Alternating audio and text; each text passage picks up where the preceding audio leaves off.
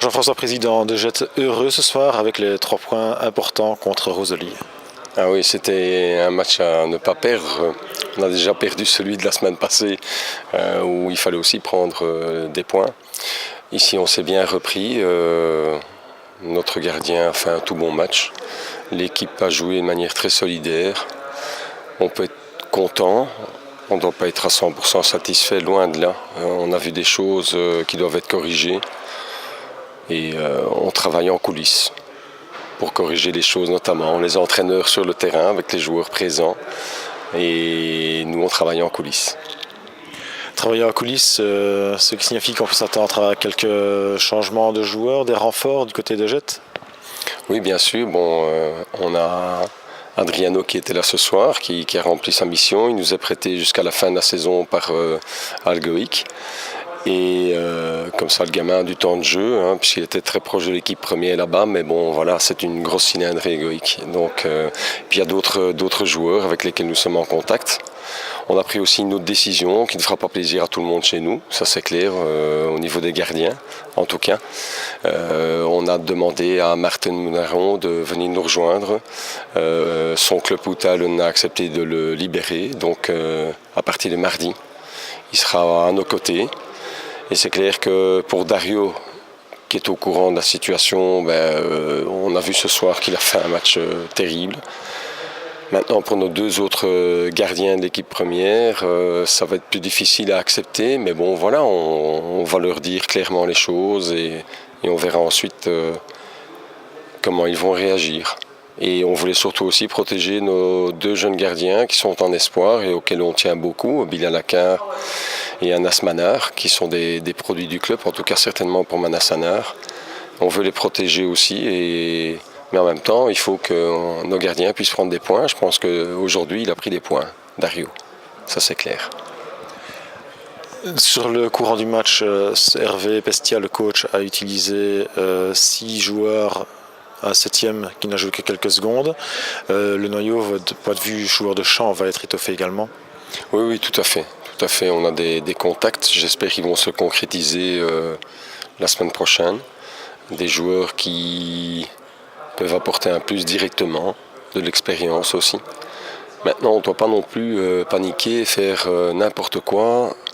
Il faut aussi être certain de ce qu'on va engager comme joueur. Il faut que ce soit des gens qui apportent de la sérénité, de l'expérience. C'est ce qui nous manque, le passage de l'ABFS, championnat de qualité.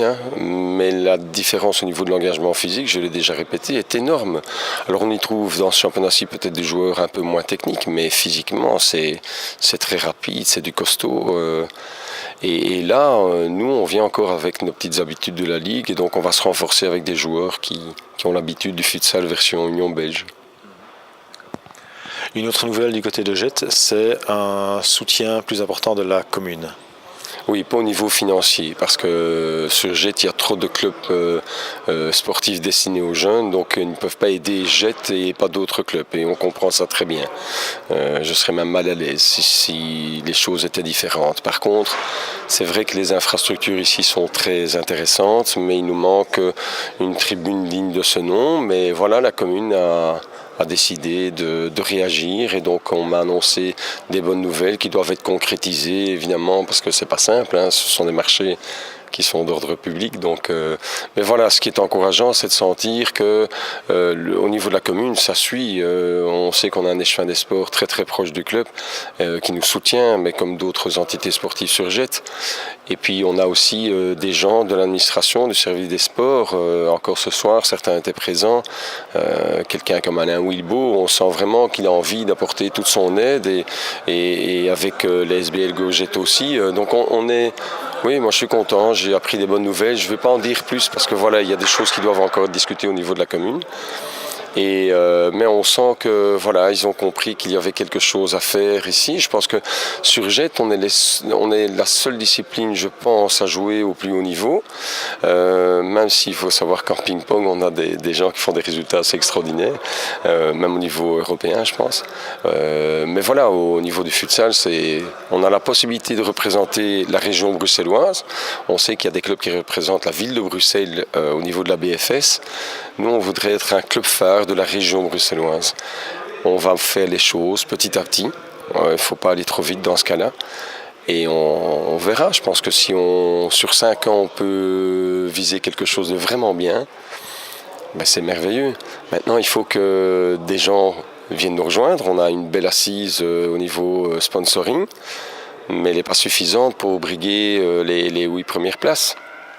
Donc on parle parfois des playoffs, il ne faut pas rêver. On se maintient cette année-ci, c'est formidable. C'est déjà formidable. Si jamais on descend, c'est encore différent. Le projet changera un petit peu, mais on a d'excellents espoirs derrière. Donc on pourrait travailler de cette manière-là aussi. Mais voilà, on va viser le maintien cette année-ci et puis on verra pour la suite.